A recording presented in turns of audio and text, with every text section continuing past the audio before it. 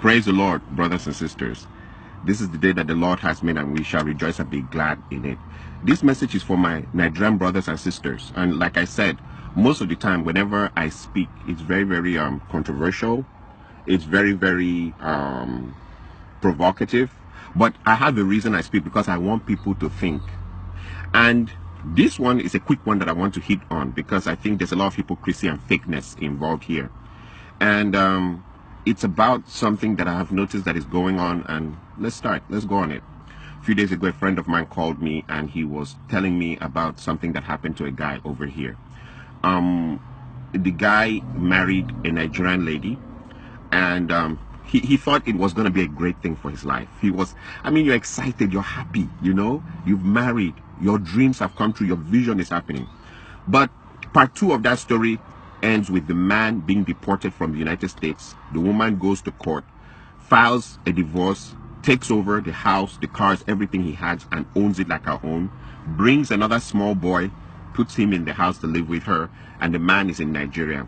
And the man now, the secret story, from my state, Akwa Ibom State, the secret story is come and see him in the village. He's there in the village, just sitting down there. Of course, he's gotten into the hands of all the bad pastors and fake bishops trying to pray to return him back and all that stuff. But after I heard the story, I told my friend, I can't laugh about this story. I can't laugh about it. It makes me depressed. And the next thing that happened after that was I started doing my research, and I discovered it is myriads. Huge number of men having African women. The regions of Africa that I see this thing very common: East Africa, Ghana, Nigeria, the West African sector. So East Africa, Ghana, Nigeria. Here in overseas, they will do so a man will run and leave United States and go back to his country. Some run and cross over to Canada, or they go over to London, and then she will turn and use the courts and take his house, take his car, take everything. I used to find out why should someone ruin someone like that? A so-called wife, in parentheses. Why should someone ruin a man's life to that point? And I know stories, I could mention names here, of people who were a little bit more lucky. They ran from maybe London or even Canada, went back to Nigeria, joined politics and survived, married another wife, and were okay. But the idea that the initial version of your story led to you running from where you went to build a life, because not everybody was lucky to join politics and finally do a business and make it. They're stranded. It's just horrific. So today, when I thought about it, here are the thoughts that came into my mind. Number one, Nigerian women have no cultural identity. Nigerian women, East African women, women from Ghana, they have no cultural identity. And I'm going to explain to you what I mean. You see, I work in an industry which is information technology. In information technology, there is one country that really, really stands out when you talk about information technology, and it's India. Indians, for some weird reason, I don't know how they got into that thing in the cultural context. Everybody maybe went in for IT. The whole country made a powerful reference to IT, just like China made a huge push into industrialization that deals with tools. The idea of having the tools to make a car or make a shoe, heavy industrialization that they can use to serve the world. India went into this heavy thing about information technology. In my 12 years of working in information technology, everywhere I go, it's loaded with Indians. If the information technology, for example, if a place has maybe 20,000 workers, I'm talking about a huge place, in which maybe 10,000 of their workers are engineers, software engineers, computer engineers, so on and so forth. I can assure you that of the 10,000, 9,500 will be Indians. So what has been my exposure there? Indian women. They're the one they're 4 feet, some of them little 4 feet, things, small things that are making dream money. They came direct from their village into the system, and they're making 180,000, 190,000, 200,000 dream money. But there's a strange thing I notice about them. As they come to work, they're wearing their native wear, that thing that they tie and hang on their neck with that dot here. Another strange thing I've noticed about them is you will never, ever, for all my years, I stayed in the United States, I was born here. In all my years of staying here, you'll never hear the Indian women dragging their men to the American court system for divorce. It is our women that use the American court system to destroy our men. They bring the court in to help them destroy the men. You will never hear Indian women doing that thing. You will never hear women from China taking Chinese men into the American court system to destroy them with divorce. You will never hear women from Korea dragging their men in huge numbers into the American court system to destroy them. But when it comes to African women, East Africa, Nigeria, Ghana, when it comes to African women, they just drag their men into the court system. One of the things that I've noticed in this system or in this problem is poverty. Bring these Indian women, they're making 150,000, 180,000. They don't drag their men into court. Plus, sometimes, like in most places, all the places I've ever worked in information technology, they'll have one car. Not that I'm supporting that behavior, but there's something strange on why I see them. They have one car. They wait for their husbands. Even if their husbands are working 2 hours overtime over their time, they'll wait. Some of them pregnant, waiting for their husbands. When it's finished, they go into the same car with their husband and drive home. I watch Indian women and women from so many other people. They're not crazy about the Louis Vuitton, Gucci, all the designers wears. They're not even interested. Indian women, I meet them. They've been here 15 years, 20 years. They still keep their accent. They still speak as if they're living in India.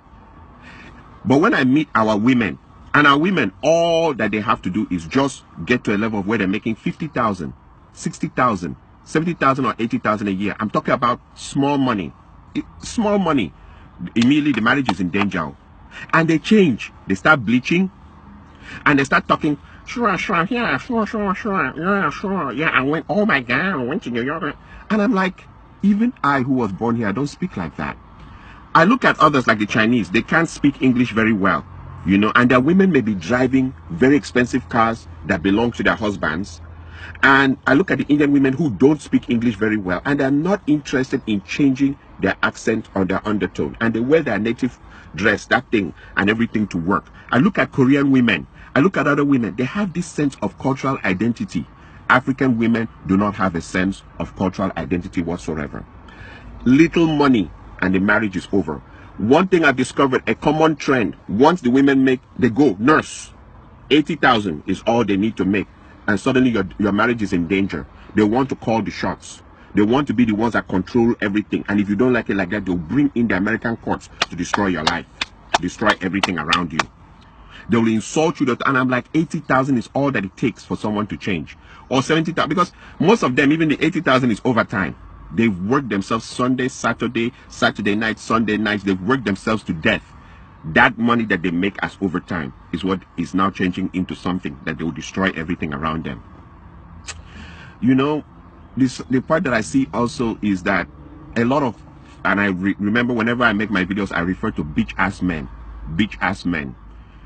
It has come to a point where we really can't define marriages in the African context anymore in the United States, because the man is changing diapers, he's washing the plates, he's sweeping the floor, he's cooking. Most men now have to cook to keep their marriages intact.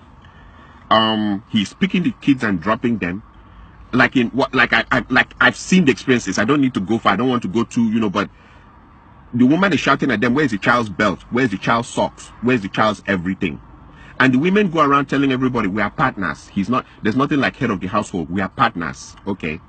So the men are doing everything in the women's role and also doing everything in their role. And they also keep their jobs. And that is supposed to be the perfect. If you don't do like that, they'll call American court on you. This partner thing, I've seen people try it and it leads to disaster. Like he says, okay, so since I'm the one doing the laundry and washing the plates and cooking the food, can you help me change that bulb? No, that's a man's job. Okay, can you help me change the engine oil in the car? No, that's a man's job. Okay, can you help me paint the other? No, it's a man's job. The women are quick to tell you what's a man's job, but you must do your job and do their job now, and do their job and keep your job also in the society, and come back and still, even there's no respect. You are supposed to be submissive or the marriage ends on your head. And when you look into it, she started making $80,000. And I compare that with the Indian women who make 150,000, 160,000, 180,000. And don't forget, this is India, where they kill. I mean, a woman just saying no to the husband, they start the honor killings. The men are not romantical. They're hardcore. They're very, very, they're very, very hardcore. the way they order their families about and their women about. They are not romantic. They are not taking their women to Dubai. They are not buying Louis Vuitton and expensive perfumes and undies for their women. They are not doing any of that. And when they come to work, they're smelling of turmeric and all those things that they put in their food. Their men don't spray. I mean, some of them, they come and I see the same jeans, the same shirt for years. But their women stick to them with the kind of money they're making. Even the Hispanic women, I look at them, their men are poor. I mean, they all cross from the desert now into this town. They cross from desert, enter this town. I've seen some real dirty, nasty Hispanic women with drop-dead, gorgeous Hispanic women. The women don't leave their men. The same story. We crossed from the desert, came here together. We're sticking together to the bloody end. But when it comes to African women, all they need is just make a little money, and they've turned the marriage upside down. And there are bitch-ass men who will support that behavior. In fact, those women are more celebrated here than even married women. You see a man, if he wants to do his birthday party or his child dedication ceremony or burial or anything, he's inviting all the divorcees who threw their husbands out of the house. They have so much honor. In fact, so many people are calling them and congratulating them for throwing out their husbands out of the house. And sometimes when you go into your investigation of why the bitch-ass men are supporting that, is because there's a competition. Africans in America compete to the point of death here in America. Which car someone is driving, which kind of house someone is driving, which kind of job. That's why Africans, it's better you stay away from Africans here. So since everybody's competing, if the woman can turn her house upside down and destroy it, she's already done the job for the man's enemies out there. They are applauding her. They now call her for parties and call her to come and drink in their house. And then there's the part two. When they throw their everything away, a clock starts ticking, a timing clock. Who is going to be the first guy to fuck her? Now that she's on her own, now that she's single, now that she's by herself. And it leads to a proverb from my area. There's this famous proverb from my area. They say that there's nothing as shameful as a big woman to uncover white hair for small boys to enter. White hair. Small boys will enter, come back with stories how they slapped that ass, how they shaked it up and how they run it around and stuff like that. And you'll be like, and in her mind, she's showing this attitude. She'll go onto her Facebook website and right there, I'm too blessed to be depressed. As they go lower, we go higher. Yep, we girls are flying higher. Hashtag liberated sisters. And then you wonder what is wrong with African women. Ghanaian community is the first community I've seen that fourth marriage, people fool. Fourth marriage. And if you put your ear to the ground, they're still blaming the men at the fourth marriage of the woman. She's married, the first one divorced, second one divorced, third one divorced, fourth marriage, they fool. They drink, they chop chicken, everything, and they're blaming. They're talking about how all the other three men, there's something wrong with them, that they were animals, that they were this and that. And you wonder, is it always the men that is the problem? Same with the East African women. They will divorce, 3 divorces, 4. Somehow the story will be twisted. It's always the men's fault. And she's marrying. She can marry up to 7 times. Nobody knows what's going on. I am saying this because too many men's lives have been destroyed because of people who think they are in America. This America thing. Okay, I normally ask this simple question. What if a man became very rich and he had a house in America and he had a house in Canada and he had a house in Germany and he had a house in Japan? He had houses all over the place. What happens there? Is it going to be that as you bring a Nigerian or a Ghanaian or an East African woman to your house in America, she acts American? Then when you cross her over to the house in Canada, she now acts like she's Canadian. And then when you cross her over to the house in Germany, she now acts like she's German. And then when you take her over to Japan, she now acts Japanese Hong Kong, Kung Fu, Japanese Kung Fu, Shinto-kan, you know? What is it like? Do African women have cultural identity? Do they have any cultural identity? Do they have any loyalty in them as human beings? Do they? Or they just move by every wind of doctrine, every wind of thinking. And the hypocrisy, like I said, is now a lot of marriages, the men are the ones doing the women's roles, their roles, and keeping their jobs. All that to keep a man. And you see the men still coming, they come out with a big agbada and turn it and throw it up and stand and say, hey, I want to thank my wonderful wife. I don't want a marriage for the sake of what it looks like in the public. I want to be happy about it inside in my life. The show of that out there in the public, it looks good, but meanwhile back home I'm swallowing Percocet, I'm swallowing high blood pressure medicine, I'm swallowing all kinds of things to stay alive because I want to show people that I kept my marriage going. It's crap, it's bullshit, and that's for bitch ass men. I would rather live longer for my children than to stay in something that is horrific and try to keep it going. One side is always throwing the fishing bowl in the sky. One person is always trying to catch it. When does the other person become mature and stop? Oh, because you're making $80,000. Like I said, come and see the Indian women. 150. The husband is making 180. 200. The husband is making 190. People are making dream money. Indian community, I've never seen anything like that before. In IT, they own it.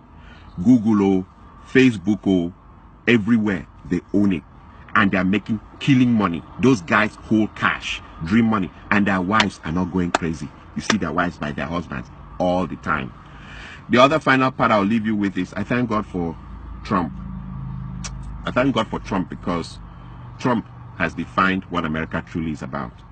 When you come to a situation where a man, he's speaking on behalf of millions of people, talking about how he sees things, how he understands things from these millions of people who voted him in, you will understand that for you to come to this country and destroy your life, you're the most stupid person on earth.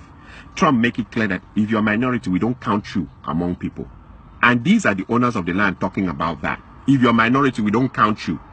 And you see other minorities, like I said, the Indians, the Koreans, the Chinese, other minorities, it's like they intrinsically know this is not their land. So when they come here, they hold themselves.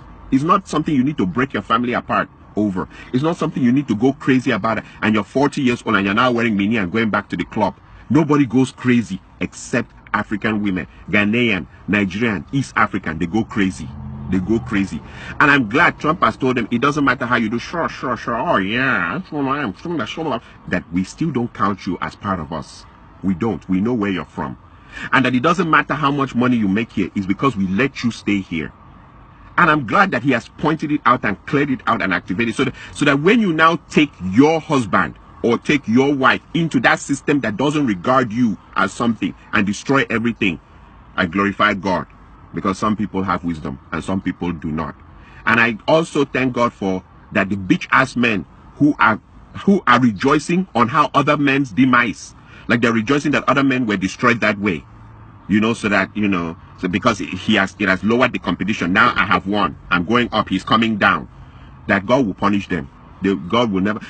Since you can't rejoice in people doing well, but you're waiting for people to go down so that it can. If is that what you needed to be victorious, then you're fake. You're as fake as it gets. You needed his wife to turn on him so that you can win. That is why you're all everywhere. Divorced women are being celebrated as the best women in earth here in America. Everybody call them for parties, call them everywhere, give them money, do everything, and sleep around with them, because that's the thing. You're all sleeping around with them. Nonsense. Oh, and by the way, I want to also finally use this to kill one argument. The argument, I hear a lot of men now saying, they're cursing their fathers. That our fathers who didn't sweep the floor, wash the plates, cook food, change the diapers, totally emasculated. I mean, men are totally emasculated. They're doing everything, doing the laundry. That our fathers who didn't do that were useless. We're better than them because we're doing our role, the women's role. We're Superman. We're doing the women's role, our role, keeping our jobs, taking care of the children. The children are now coming to ask us for the socks and their belts and where their sandals are, and they don't know where and they're coming to ask us to iron their clothes, and we iron our own clothes on top of that. We're doing everything. The woman's job now is just to comb her hair and look at herself in the mirror, and when she's tired and she has choosing and sitting down spending an hour trying to find the right dress, and then she gets into the car and drives to work. You're doing everything. And that in that world we're saying that our fathers were stupid, that we are better than them. No, we're not. Maybe we are the ones that will have a shorter lifespan in the end of this story.